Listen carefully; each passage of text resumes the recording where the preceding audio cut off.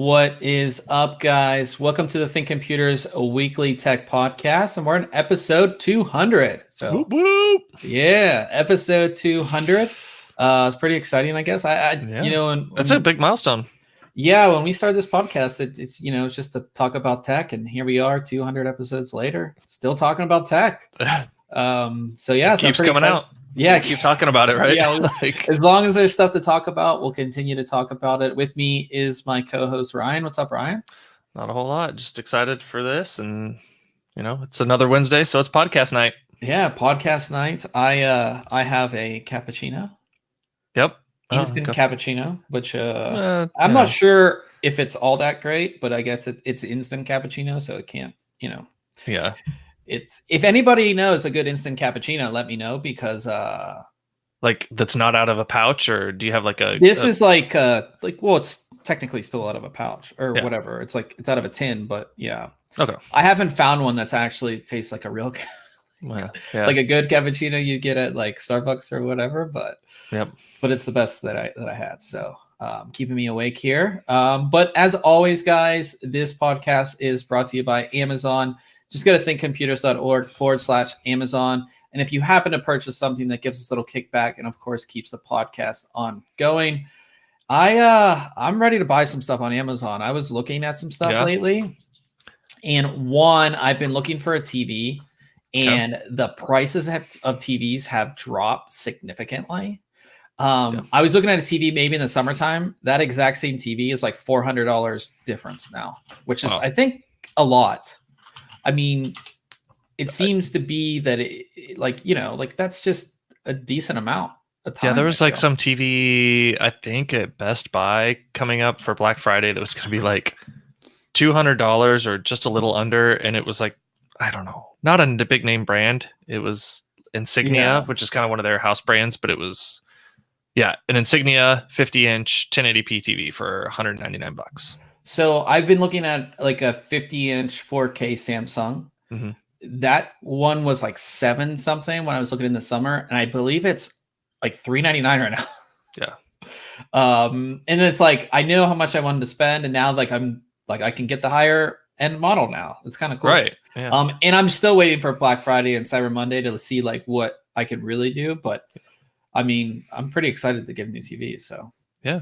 But let's talk about computer tech. This is a computer podcast, not a TV podcast. So we'll start with our reviews this week.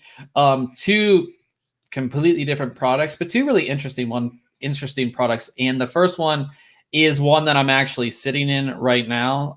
It's the autonomous Kinn chair. You guys can kind of see it. It's I'm sitting on it. See a little bit of it. Yep. Yeah, but yeah, this is their new ergonomic office chair, and it's interesting in the fact that it uses this TPE material,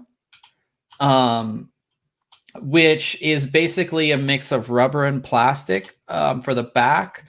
And it's when you first actually sit in it, it's a little interesting. I'm trying to find the picture here of the back. Like it has this sort of spine, which is made to like imitate a spine on a. Yeah, the back of it reminds me, if you've seen Beetlejuice, like the movie before, there's these weird art chairs that they sit in, and it is kind of like a spine. It reminded me of that, but it looks a lot different than other chairs you've seen. Yeah, so it's really interesting because when you sit down, it sort of like conforms to your body, which is interesting. And what's the TPE material kind of initially feels like you're sitting on rubber, but it's not like rubber, but it's a little, you might think it's not super comfortable at first, but you have to take the time to get used to it. And the one thing, if you notice down here, there's no lumbar support at all. But the one thing that I really found out about this chair is that it actually feels better than chairs that have lumbar support. Interesting. The thing about this chair that I like is it is an office chair. It's not like, a gaming chair or anything like that, but it keeps me comfortable, but not too comfortable. Does that make sense? Yeah. You're probably not gonna fall asleep in it. So that's probably a good thing if you're using it as a work chair and trying to get stuff done. Yeah, so it keeps me comfortable without being too comfortable where I'm like falling asleep or just like lounging back. This chair is fully adjustable, so you can adjust pretty much everything on the chair. You know, the armrests, they can move back and forth, they can move up and down.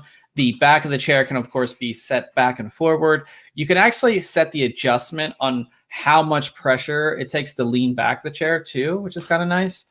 Yeah, that's nice. A lot of them, you flip that switch and it's like you're instantly flipped back, and having a little resistance is nice. You can, of course, move the chair up and down, and then the seat can actually be moved forward and backward as well. So you can really like dial this chair in. And I think that's the best part of this chair, or one of the best parts of this chair, is that you can really dial it in.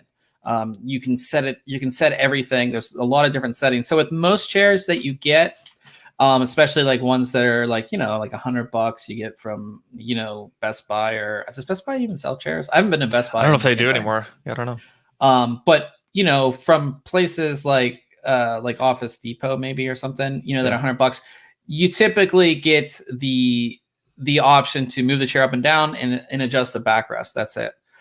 This has so many more settings, which I think is really cool. And again, if you're sitting in this for hours at a time, you want something that you can really dial into your own body and everything like that. So I really like that about the chair. And the other interesting thing about the chair is, like, you think like this plastic rubber material here, like, how is this going to be comfortable when I sit on it, right?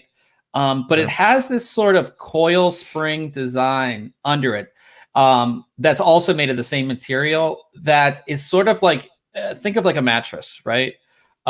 So it provides support, but is also comfortable at the same time. And it actually, like I said, I'm still sitting in this chair. I'm still using it. So it looks like it's molded out of one piece there. Those springs or those coils kind of. Yeah. It's one whole piece. Okay. So again, most of the chair is made out of this TPE material too, which it's like I said, it's very interesting. When I got it out, I was like, how can this thing be comfortable? Because like when you're taking it out and putting it together, you're like, how is this ever going to be comfortable for long periods of time? But you know, I've spent multiple, 6-7 hour work days in this chair, and no problems whatsoever. Nice. And it's very comfortable. And again, it keeps me comfortable without being too comfortable. It puts my body in the proper position, which is very important if you're sitting for a long period of time. Sure. The only issue that I really had with this chair is, while they've actually tried to make it easier to put together, it kind of doesn't line up initially. The bottom of it, I'll show you guys. Or actually, it's on the next page. So these are supposed to line up, and you can see they're kind of off a little bit. You basically have to force the hex bolts kind of in there, and then it will move for you. So like putting this together by yourself is just a little bit of work. Yeah, it's a little bit of work. So that's something that like it just should have been easier for a single person operation, and it wasn't. But once you have it together, it's an awesome chair. Like, I absolutely love this chair. Again, I was very skeptical, and I think that even if you would see this in the store, I don't think it would be a number one choice. Just because you don't have the people are proper time. You don't have the time to get used to that feel, and people are going to be like, oh, this doesn't look comfortable. It's made out of plasticky rubber type material. Yeah.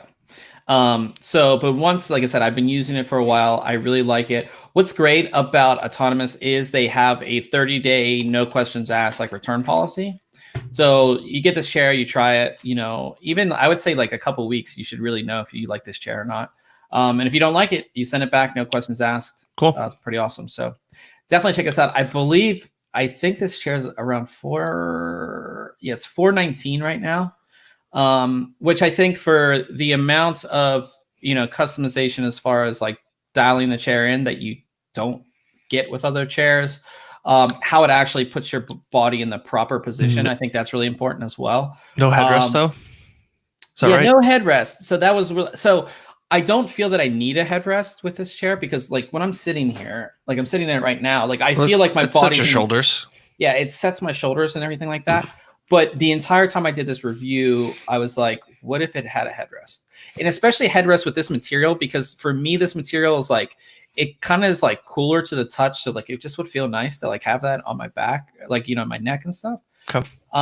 So I just wondered, like, what would it be like with a headrest? So it doesn't have a headrest. They do offer it in different versions. If we let's go to their website here, and let's see here. Oops. Here we go. So they have ones that do have like this sort of so see like the mesh on there. So you can get it with like a mesh covering if the TPE material is like kind of too hard for you. I would have liked to try that version just because I think that this would be even better with it. Yeah. And it's actually, they changed the pricing again. It's $389 now, so it's even better. Yeah. So like I said, it is a really good chair. I would definitely recommend it. It's great that they do the 30 days, no questions asked, because again, with chairs, I think you need time to test it. Yeah, it's like a mattress, right? All those online mattresses and stuff where you can send them back. I think, when you're going to be sitting in something for a long period of time or laying on it, whatever the case may be, being able to send it back is a really nice feature. Yeah, for sure. So we gave it a 9 out of 10. Again, the headrest, I just would have liked to see one with one. And then just the issues with kind of putting it together was, for one person, it's just a little hard. So just something to keep in mind. But our next review is Corsair came out with new RGB fans, and they're called the iQ QL120 or QL140, depending on the size. And they are pretty awesome. The whole idea behind these fans is that if you have RGB fans, when they're showing in the front, like you see here, they look awesome, right? But yeah, they do look good.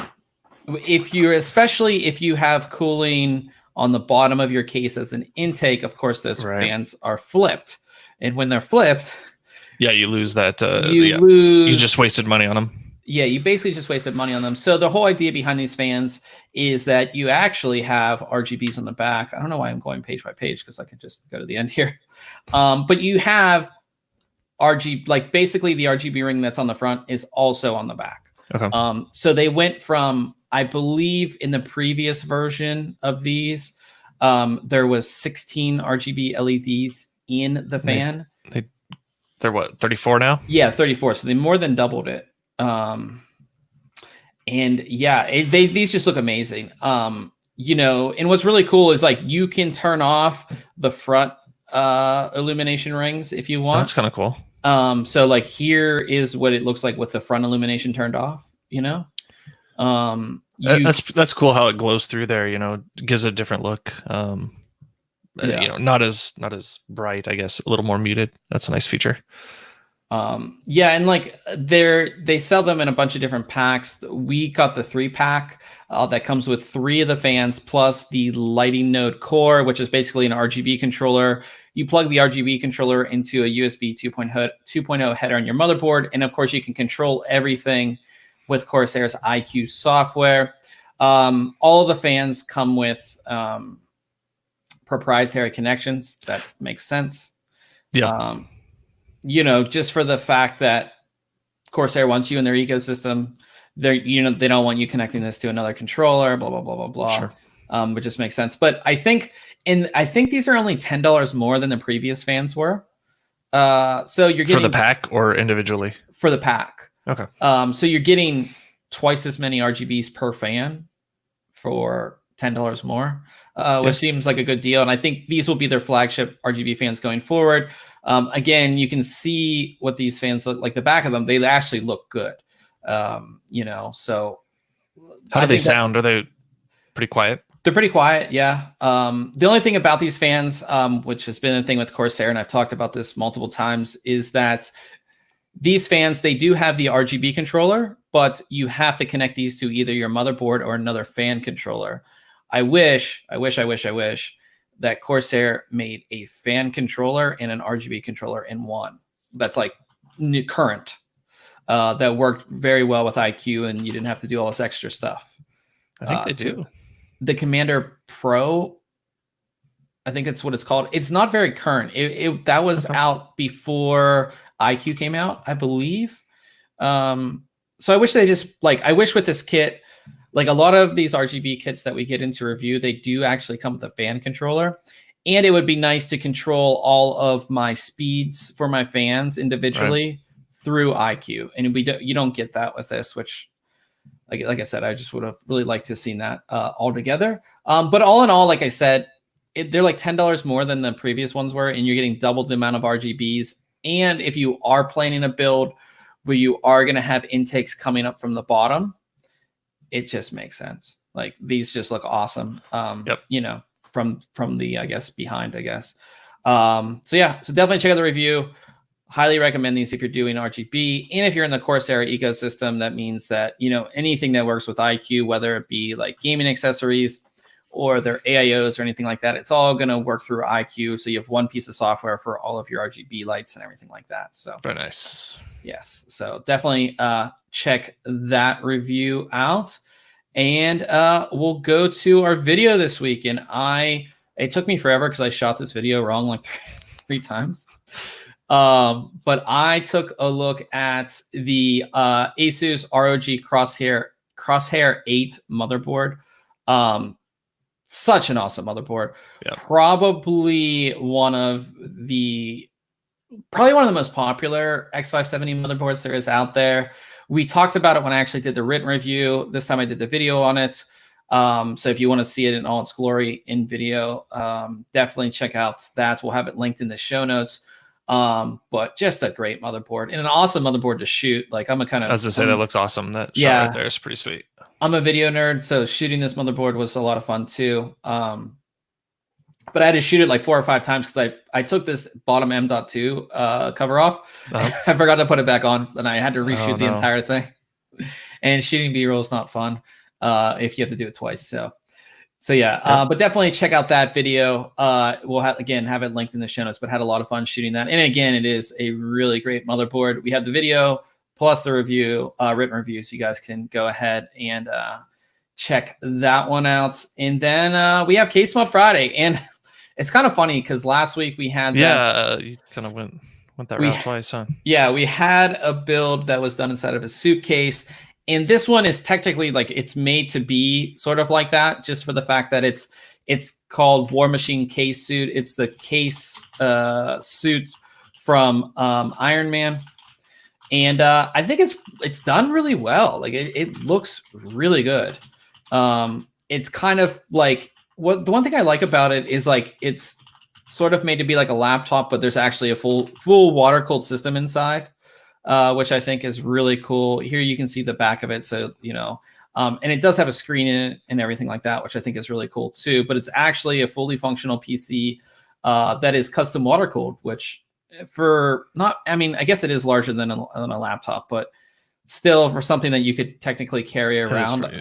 I think it's pretty awesome. You can see, the graphics card in there. You can see the custom water cooling here. Now, is it all 3D printed? Like so much of this looks 3D printed. I have no clue. The handle, like I'm just looking at some of these images. The handles, I can see some the corner pieces, lots of layer lines in some of these images. So it looks like a lot of it has been 3D printed, which is cool. Yeah, and like it looks like something out of a movie, kind of like this little screen here on the front is really cool as well. It's just really cool. And this is done by Handman Chronicle. I don't think we've had any of his builds on Case Mod Friday before. So definitely check it out. It was done with GeForce Garage, which of course is a ton of great mods came out of there as well. So really cool stuff. Definitely check it out. If you're a fan of Iron Man, you should definitely appreciate this for sure. It just looks awesome. And I really like it that it's like a full system. Like this is not just the case, right? Like you have the screen and everything that you just kind of pull up again, just like a laptop. It's pretty awesome. So definitely go ahead and check that out. And if you're into case mods, we of course have our full Case Mod Friday section that has everything that we talked about and all that. So definitely cool. Go ahead and check that out. We are on to our contest, and our contest with Cooler Master just ended, and we now have our contest with Corsair. So those IQ fans that we talked about, we're giving away a 3-fan kit. Again, comes with the lighting node core. So You don't need anything to get these up and running. You just install them and they're good to go. Bunch of different ways to enter, doing the whole thing through Gleam. So super easy to enter, guys. Get your entry in.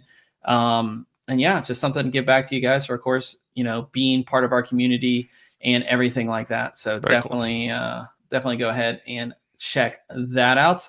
And we're off to news. And it seems like every custom RX 5700 XT that we talked about last week, as like a leak or like something. Here it is. Yeah.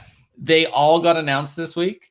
So we'll run through those very quickly. We can talk more about some of them, but of course, Gigabyte made it official. They teased it, and now they officially announced their Aorus RX 5700 XT. I like the design of this one. I like the RGB lighting. It's probably the best looking card you're going to get from Gigabyte when it comes to the RX 5700 series. WindForce 3X cooling on here, which looks great. And then it, what's it called? It has a max boost clock of 2010 megahertz, so a decent factory overclock, the highest one, I believe. Okay. Yeah, it is the highest one out of the Gigabyte cards. So it looks really good. Do you want to share that screen? Oh yeah, I'm messing up again. There you go. There you go. That's what it looks like. So awesome looking card, great RGB lighting and everything like that. Just looks, like I said, looks good. If you're a fan of Aorus, you're looking at getting an AMD card, this is the one to get.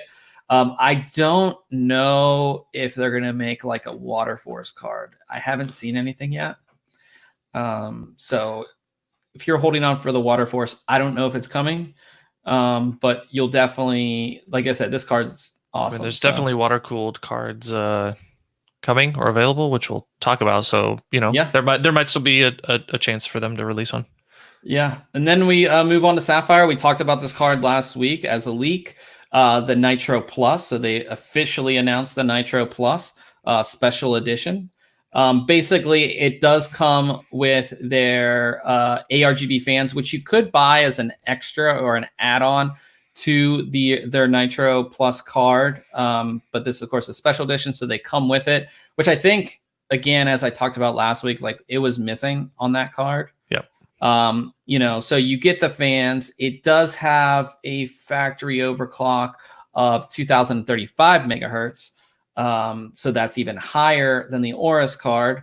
And the memory is overclocked on this one as well. So it's 14.4 gigabit instead of 14 on that. So you have a little bit more, overclocking there. Definitely expect a huge premium on this one. I would expect it to be because of the ARGB fans and everything like that. Yeah. Now, do all the 5700 XTs have dual 8-pin power? Because I noticed. Okay. Yes, I believe the Nitro that I reviewed had a dual 8-pin. Okay. Yeah. So that is the Sapphire card, and then finally we have the Power Color, and this is the exciting one. This is cool card. Their Liquid Devil, or RX 5700 XT Liquid Devil, custom water cooling solution from EK. This one is the highest overclock, which I gotta find it here. I had these all written down, and then I was like, oh, I don't need it. 2070 megahertz boost clock on this one. So what was that? 35 above the other? Yes. The other, okay. Yeah. Again, this is made for adding it to your custom loop. Has the awesome logos here and everything like that. It's EK partnered with EK, right? For the cooling. Yeah. Yeah. So they've got a quality cooling solution there for sure. Yeah, it looks great. It looks like it comes with like some coolant as well, or some dyes and stuff, which is really cool. And everything like that. But yeah, this is probably one of the highest overclock cards you can get, like factory overclocked, which is nice. It looks amazing. It looks quite a bit shorter too than some of the other cards. I mean, I guess you don't have to have a larger heatsink or anything, but yeah, you don't need that big heatsink or the fins. Yeah. So definitely, again, this one will have a heavy premium just because I think like the block by itself would probably be over $100 just by itself. So you're going to add that plus, everything else that you're getting with this. So definitely check that out for sure. Like I said, if you have custom water cooling loop and you want a 5700 XT, these are probably really highly binned as well, just because of the overclock.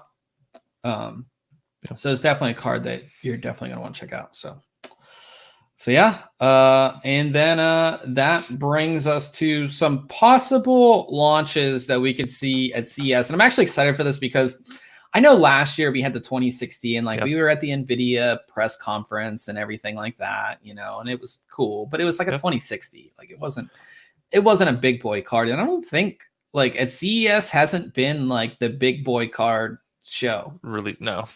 It's typically been Computex or something else, really. Yeah, we're just not on that cycle, or the companies aren't on that cycle to make CES that release show. So yeah, so some new rumors this week. One is that AMD could reveal their RDNA 2 GPUs or their next gen 7 nanometer plus GPUs at CES. At least a preview. I don't think anything is hey, this is our new card, it's going to be out. But it would be really cool if AMD did have a next gen card in a system that you could see performance. Yeah. They did that 3 years ago, maybe.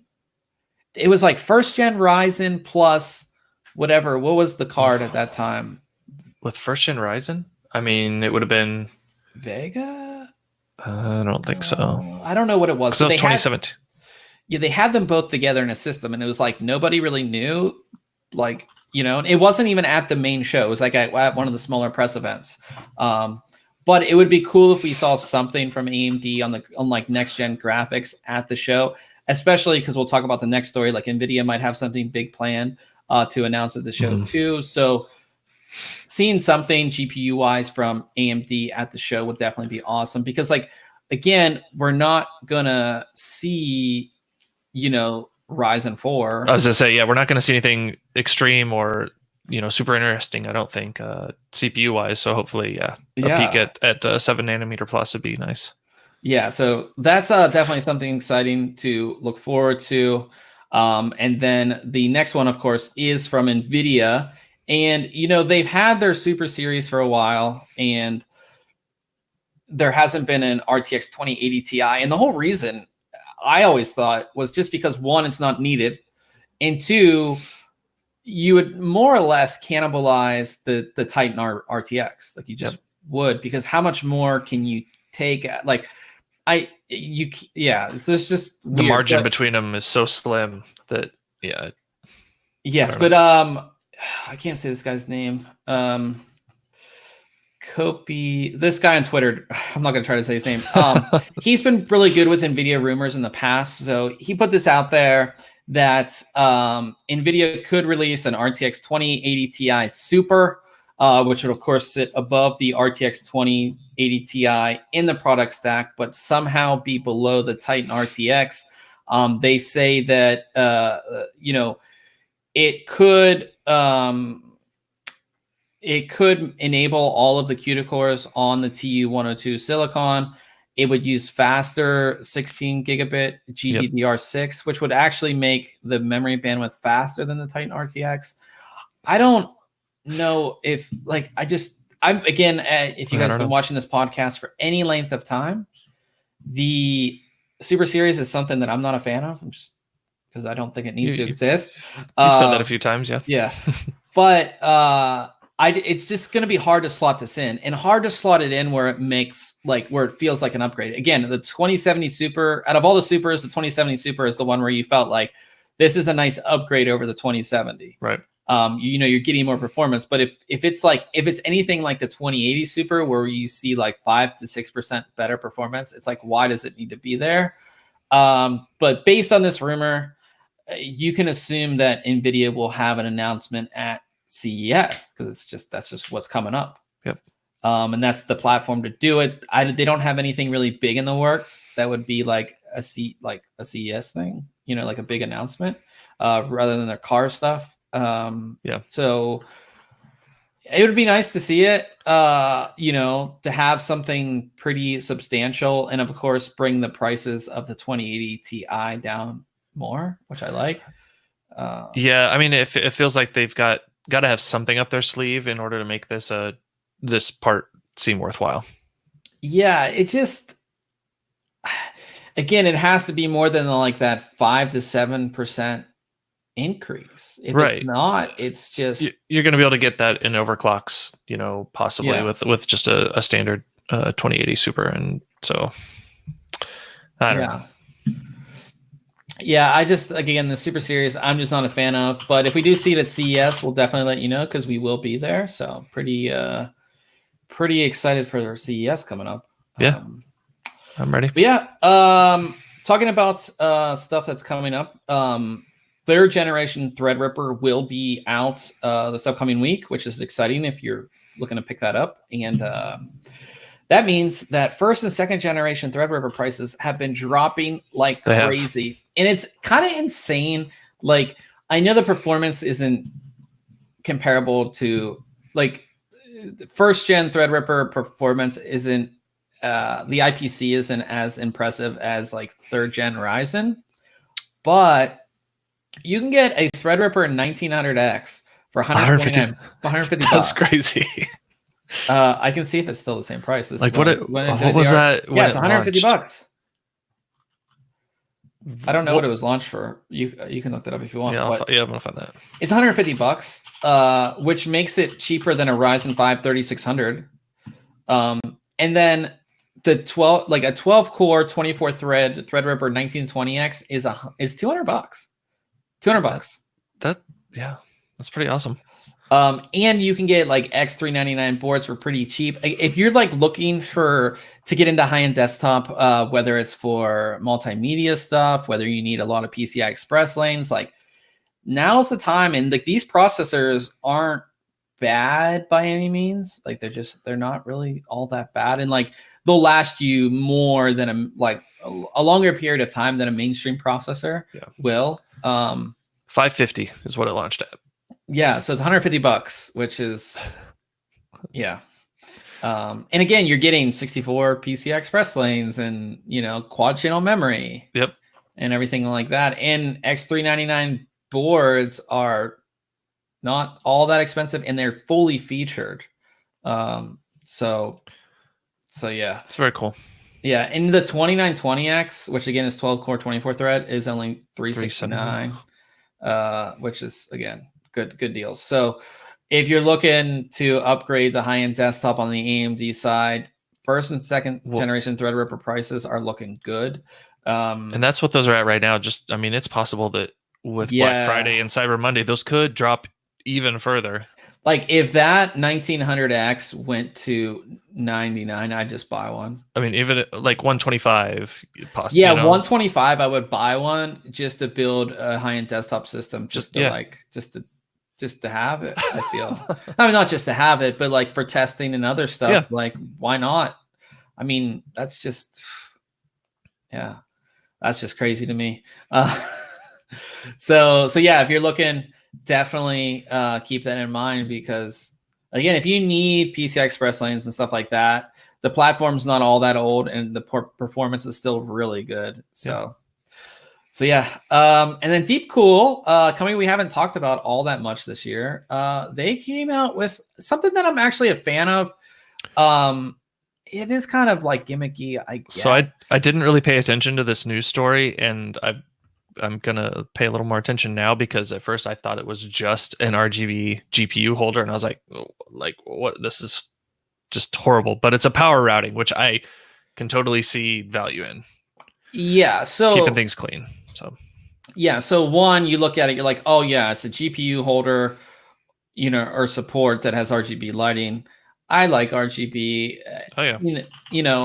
And there are cases where you do need this because GPU sag is a real thing. If you saw my old system, it. Yeah. Did you have a bad case of sag? I think they have a pill for that. Yeah. I had a 1080 Ti that was like the Aorus one, and just over time, it just started to sag. And I have a 2080 in here now, but when I had the 1080 Ti, it just you could tell. Like if you took a shot of my PC, you could tell that it was bad. I mean, it was bad enough. I know, like, I don't remember who it was. Maybe it was Dimitri with Hardware Canucks, but he figured out, like, on some cases from the backside of the motherboard tray, you could put a screw into the GPU holders to fix GPU sag. Like that was like a news story for a while. But yeah, so I like the idea of like the whole GPU sag thing, but then adding RGB is a plus. But then this has power routing. So on the inside, you can actually route up to two 8-pin PCI Express power connectors in there, which I think is cool. It keeps everything clean. I think the biggest thing, especially if you don't have like braided cables, you know what I mean? It just doesn't look that great. You just have these wires coming up. So this allows you to really route your cables and get them out of the way. So you have something that, looks nice like this. Deep Cool logo, not biggest fan of. But they will be selling it in two different versions. One will be 3-pin addressable RGB. The other one will be 4-pin standard RGB. That's it. No word on pricing, but I can't expect it to be more than, what, 30? I didn't hear if you said it was made out of, was it plastic, metal? No, it's metal. Okay. I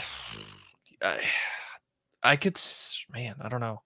It's got the nice adjustment, that power. I could see it being 40 to 50. Yeah, I guess. Yeah. I mean, yeah. I guess I could see it with addressable RGB, and again, because it has that stuff, you can charge the premium. So, yeah, I'd say like 39 to 49, maybe. Yeah, that's a good possibility. And Mike in the chat was talking about Threadripper. Yeah, I mean, he was talking about that'd be perfect for a new Unraid box, and like any of that stuff. The older Threadripper stuff, it's perfect for so many things, just because one, is cheap, so you're not paying what you originally would have paid for, and two, you're getting so much. You're getting quad channel memory support. You're getting in a lot of the new motherboards. They do have the new X399s that have constantly have come out over the lifespan of Threadripper. Like you are going to get USB 3.2 Gen 2 and some of the other stuff in there. So it is really great that the prices are so low. Like I have it in my Amazon in my cart just to see if it goes even lower. But like I said, that's a good idea. Yeah, throw it in your cart and keep an eye on it that way. Yeah, just click that buy button real quick. Old man in the chat. I have a bunch of those EVGA power brackets. The only thing that wasn't great about those is that they only worked on EVGA cards. So you really couldn't use them on other cards. And they didn't help out with SAG, but they helped make your wires look nice. You got a bunch of those? Yeah. Send me one in the mail. I got this EVGA card now. I think I might have given them away. I give away a lot of my old stuff to like a local LAN organization. But if not, they're in a box in the basement somewhere. All right. Because I was like, because EVGA gave them to us at CES, and I was like, this would be great if I had an EVGA graphics card, which I didn't. Yeah. And I don't. So, But let's talk about some gaming stuff. And we have a new Half-Life game coming out. Man, I saw the news title for this, and I got so excited, and I'm still excited for it, but not as. I was like, new Half-Life game. Then I'm like, it's VR. And then I was like, well, most PC gamers, like I know you have a VR headset, don't you? Yeah, I got the But Vive. like most PC gamers I know don't have a VR headset. Right. Nope. And don't care about it. And like Half-Life is one of the most iconic PC games of all time, right? Am I wrong saying that? No, absolutely not, because like I'm a habitual player of a game to like chapter 9 out of 10, and then I just quit and stop. Half-Life 2 was not the case at all. You could not peel me away from that game. I played it through, a couple times. One of the best single player games ever. And the fact that 3 hasn't come out, is just like ridiculous. But like even if it wasn't, even if this wasn't 3, and it's not 3, this is not in any way the next chapter. No, because that happens in between 1 and 2. But yeah, it's in the same universe, right? Yep. And as a PC gamer, I would love a PC game in the same universe as Half-Life and being able to play it. But since it's VR, and even if I had a VR headset, maybe I'd get it, but like I wouldn't be as excited if it was a PC release. Because if it was PC release, I would just instantly hit like pre-order, like just instantly. Yeah. Like I wouldn't even care. I wouldn't even like watch the trailer, just pre-order, because I know it's a Half-Life game and I want to play it. I don't care. Sure. You know, I said this when I first heard the story too. It's like, it's just a way for them to sell the Index, which is Valve's own VR headset. And it's a great way to sell it. It's just gonna put this on and wait. Yeah. Yeah. So it is a great way to sell their own VR headset. With one of the most iconic franchises in video game history. But PC gamers is like what they should be. But I don't know. It just upsets me that like VR gamers are getting a Half-Life game and PC gamers aren't. Yeah. I guess VR gamers are PC gamers because you need a PC, obviously. Yeah. But it's like, it's just not the same, right? At least you have such a smaller audience, and I think there was like that really heavy push when the Vive and the Oculus Rift first came out, right? You heard of a lot of people getting it, and then I feel like it just died off because it never really got the traction that I think everybody was wanting, and so now it's almost like, are they trying to push that second wave? I don't know. We'll see. Depending on, we don't have a price yet, do we? I don't know.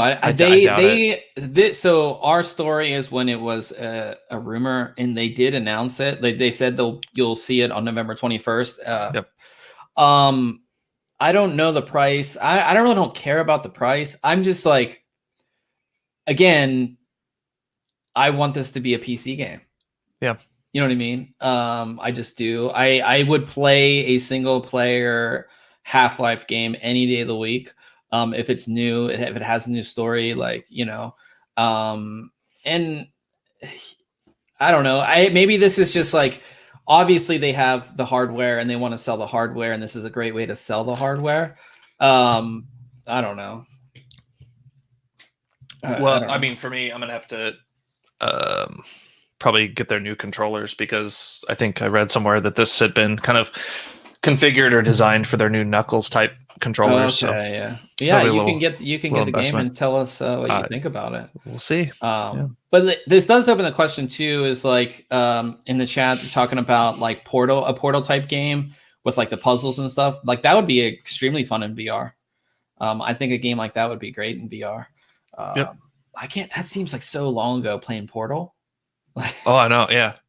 Yeah, that's like so long ago. But again, I'm just mad because we don't get this on PC, and I feel like that's like a huge chunk of gamers. I mean, and how many PC gamers actually have a VR headset? Yeah, not a lot. Maybe, what do you think? What, 1%? I bet it's higher than 1%. But you think? Yeah, 5 maybe. Yeah, that's just not a lot, So, like I said, Ryan will get the game and tell us what it's about. Get right on that. Yeah, but yeah, I like I said, I'm just upset. I don't know. I'm just disappointed because, like, again, I want a good single player game to play over the holidays, and holidays are coming up, huh?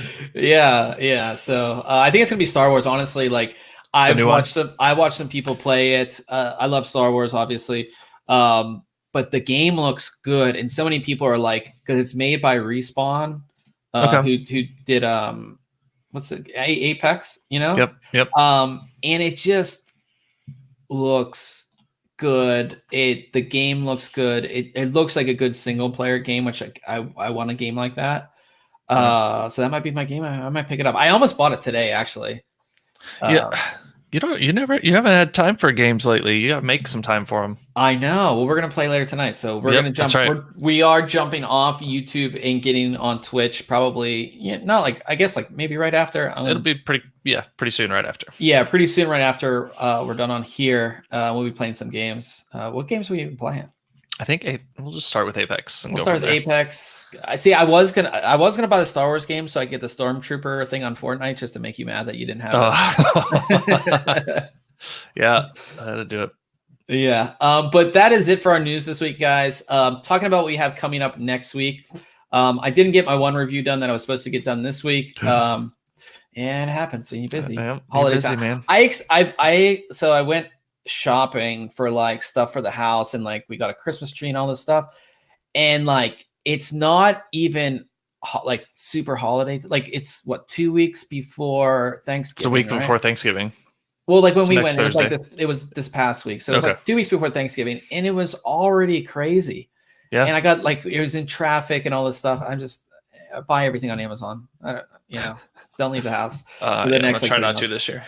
But anyways, guys, next week I'll be taking a look at the WD My Passport, the 5 terabyte portable hard drive. Great, tons of storage. They have their own backup software. I'll have that for you guys next week. And then Corsair also announced this week a new lighting kit. So this is their LS100. They sent us all of them. They have like extensions and everything. It's really made for behind your monitor, so it can do the stuff that the NZXT one can. But I actually installed it around my desk. Like the back of it? The bottom of it. Okay. They're actually... Get some underglow? Yeah, to get some underglow. They're actually too big. They're actually thick. Like they're pretty thick.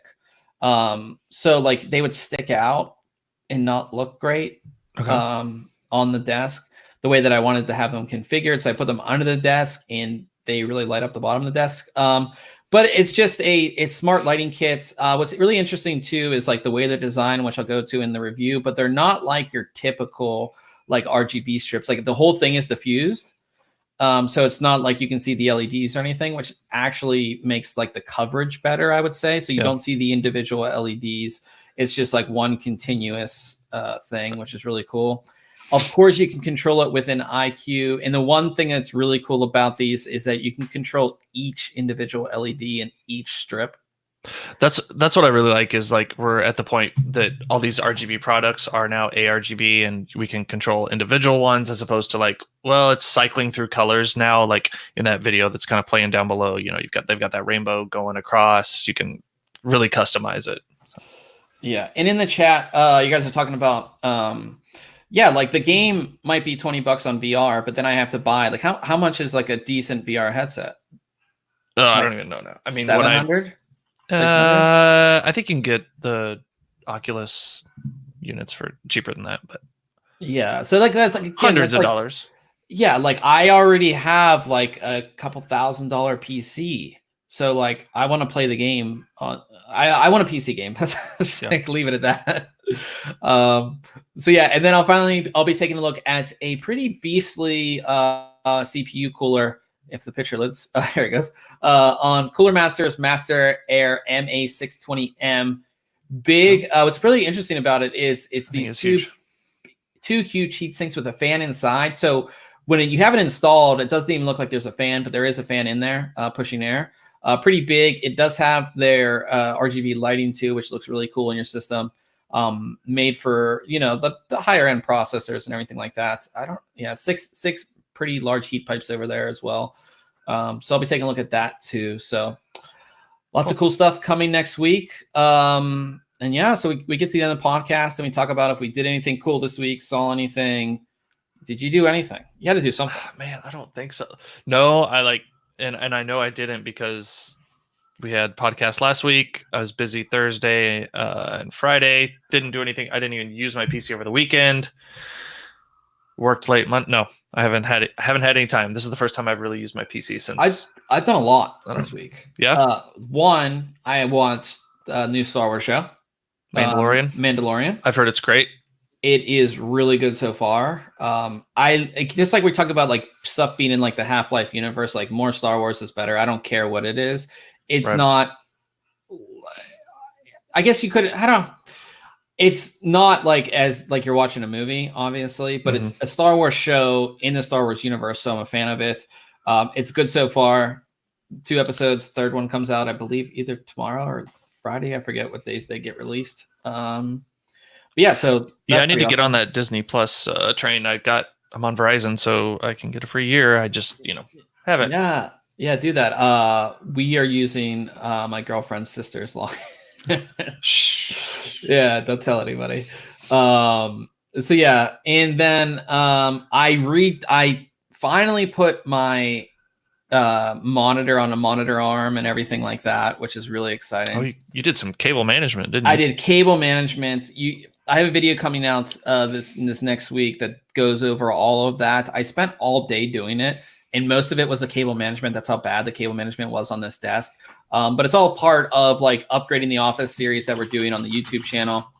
So definitely stay tuned for that. Just a ton of just awesome upgrades I did for this desk. I got like a wireless charger for my phone. I got this awesome massive mouse mat from Cooler Master too. It lights up. It has RGB, but it's huge. I feel like I have this whole setup now, and the monitor arm just like gives me so much more room on my desk. Like I don't have a stand, which is nice. So yeah. So cool. That's what I did all week. I'm trying to think if there's anything else. I don't think. I don't think I did anything else. That was my two big things, though. I mean, the desk was like my big project. So yeah, and I mean, I'm kind of looking forward to actually getting some time with some tech. Like next week, I'll have Friday off, so gonna try and do some stuff then. Yeah. Try and do like a virtual LAN party Friday night. Nice. And then Christmas will be around the corner, so definitely get some time in then. Yeah, like I said, I've been looking for a game to play over the holidays, and I think it's going to be Star Wars. I'm pretty sure it's set on Star Wars. We'll be off to CES again. Yeah, and then off to CES and all of that. So we'll go ahead and end things here, guys.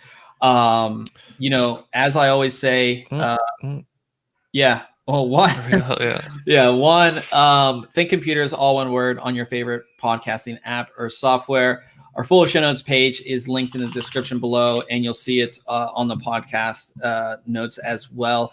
And we are streaming after this. So everybody who's watching on stream, head over to twitch.tv/ThinkComputers, and we'll be gaming. You can see how bad Ryan is at games. Oh, it's horrible. And I will be jumping on there with him as well. So until next week, we'll catch you guys later.